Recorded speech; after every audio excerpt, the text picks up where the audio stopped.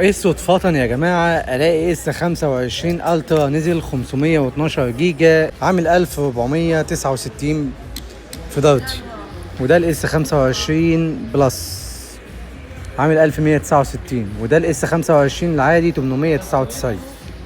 ده الاس 25 العادي اهو 899. كام جيجا بقى؟ 256 عامل 899.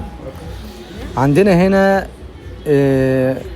اس 25 بلس اهوت شكله اهوت. عندنا بقى هنا يا جماعه الوحش ده، الوحش اس 25 الترا 512 جيجا اندرويد 15 12 جيجا رام. يعني حاجه. القلم بتاعه عامل ازاي؟